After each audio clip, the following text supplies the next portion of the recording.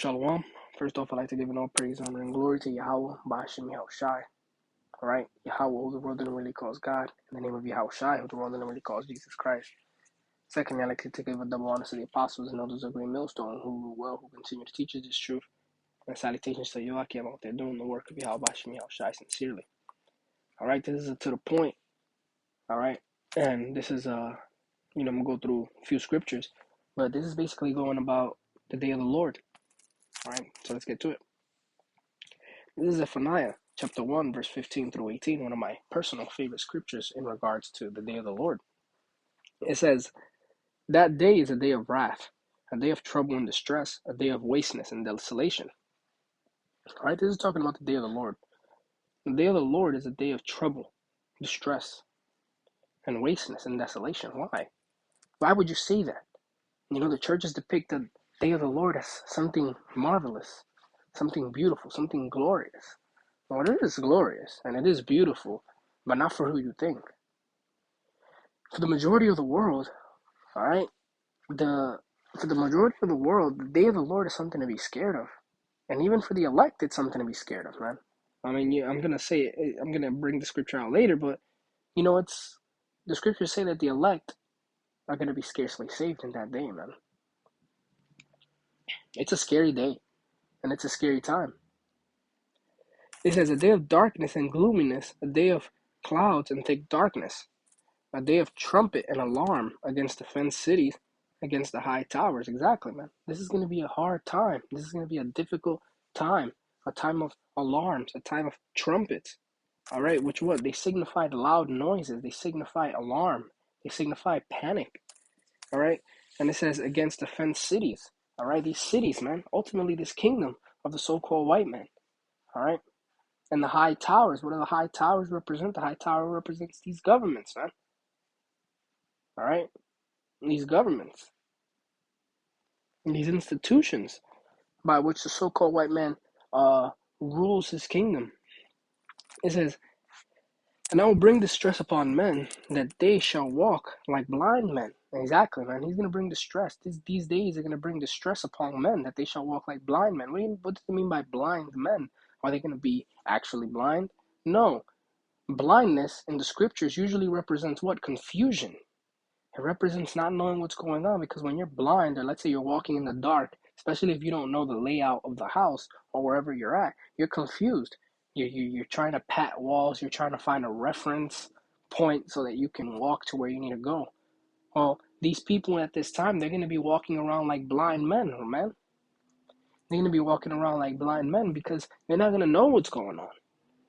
He's going to catch them by surprise. The scriptures say that the day of the Lord is going to come as a thief in the night, roughly paraphrasing, man. It said that they shall walk like blind men because they have sinned against the Lord, and their blood shall be poured out as dust, and their flesh as dung. Exactly, man. It's going to be a time of blood. It's going to be a time of death. It's going to be a time of destruction, man. Just really nasty things, man. It said that their blood is going to be poured out as dust. Dust spreads really fast, man. That's how quickly their blood is going to be spread. All right. It says their flesh as dung. All right. There's going to be no one out there to there's going to be no funeral directors. All right. There's going to be no funeral directors that come and you know whatever. Oh, do you want to get cremated, or do you want to you want to have a ceremony? All that's out the window, man.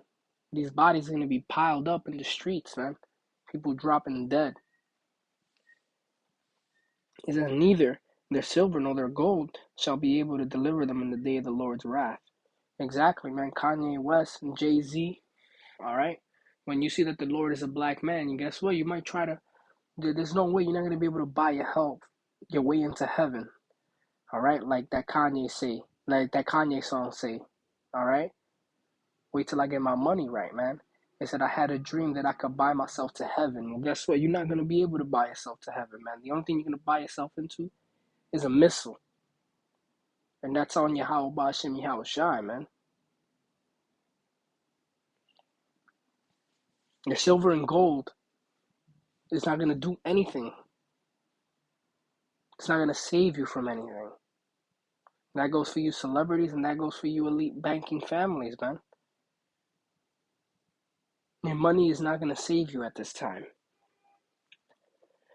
It says, the whole land shall be devoured by the fire of his jealousy, for he shall make even a speedy riddance of all them that dwell in the land. Exactly. He's going to make a speedy riddance, man, of you people that dwell in this land, man. We're willing, I am not at the receiving end of that. But the day of the Lord is a terrible time, man. It's a nasty, ugly time, you know? But at the same time, it's beautiful because it signifies what? It signifies a new eon, a new period. It signifies a new kingdom, that kingdom of heaven.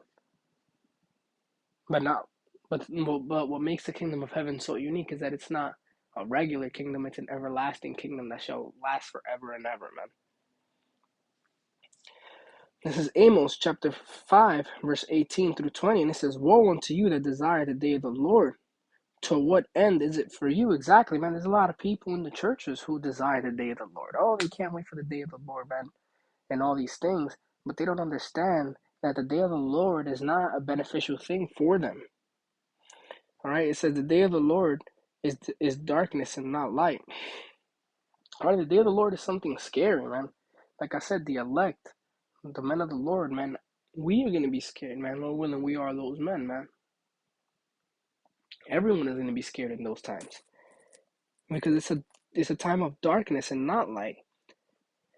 It says, as if a man did flee from a lion and a bear met him, or went into a house and leaned his hand on a wall and a serpent bit him.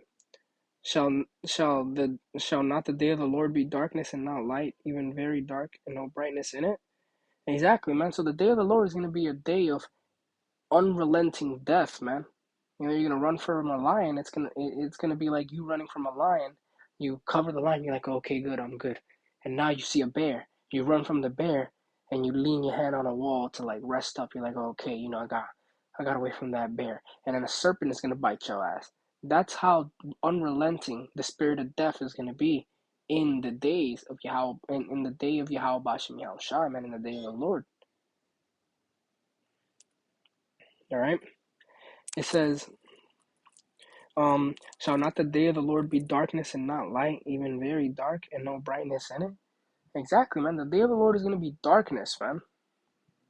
It's not going to be something to be overly joyed about, like how they describe in the churches where the Lord's going to come down with his mullet or his rock star hair and his pale skin, and he's going to come on a horse and he's going to bring hugs, and all the world leaders are just going to, the world leaders are going to be like, okay, he's here, guys, let's trash our plans of the new world order because now he's here and he's bringing peace and harmony. No, man, the Lord said that he's a man of war. So the day of the Lord is going to be a time of war. It's going to be a time of unrelenting death and destruction, man. This is First Peter chapter 4, verse 17 through 18, and it reads, for the time is come that judgment must begin at the house of Yahweh Bashem Yahushai. Exactly, man. All right, 2/3 of our people, the Israelites, you so-called Negroes, Latinos, Native Americans, and the people that descend from them, man, judgment is going to start in your house, man. It's going to start with us. Lord willing, I'm not part of the 2/3, man. But it's going to start with the Lord's house, man. And ultimately, this is talking about you false prophets. It's talking about you people who know the truth. All right, and choose to mislead. All right, it's going to begin in his house. It said, and if it begin at us, what shall be the end of them that obey not the gospel of Yahweh Bashem Yahushai? So how about these other nations, man? If it's going to start at the people who know, and it's going to start at, if it's going to start at the people who know, then how about those people who don't know and the other nations, man? How much more bad is it going to be for them? It says, and if the righteous scarcely be saved, where shall the ungodly and the sinner appear? Exactly, man. This is going to be a time that the righteous are going to be scarcely saved.